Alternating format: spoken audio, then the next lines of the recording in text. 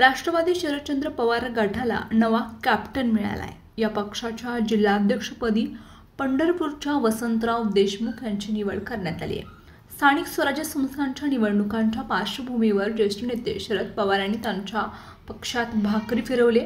राष्ट्रवादीचे जिल्हाध्यक्ष पदावरचं बळीराम साठे यांचं राज्य घालवण्यात आले। अकलूजकर मोहिते पाटील यांचे कट्टर समर्थक असलेले देशमुखशाही जिल्ह्याच्या राष्ट्रवादी अध्यक्षपदावर आणले। जिल्हाध्यक्षपदाच्या नव्या निवडीतून अकलूजकर मोहिते पाटील यांनी बारामतीकर शरद पवार यांच्याकडे आपलं असलेलं वजन हे दाखवलंय। दरम्यान शरद पवारांनी अकलूजकर मोहिते पाटील आणि यांच्या मर्जीमध्ये जिल्हाध्यक्ष दिल्यानंतर आता राष्ट्रवादी शरदचंद्र पवार गटाला टक्कर देणारा कोणता धडाकेबाज चेहरा अजित पवार राष्ट्रवादी पक्षाचे सर्वेसर्वा अजित पवार देणार याकडे अवघ्या सोलापूर जिल्ह्याचं लक्ष लागले।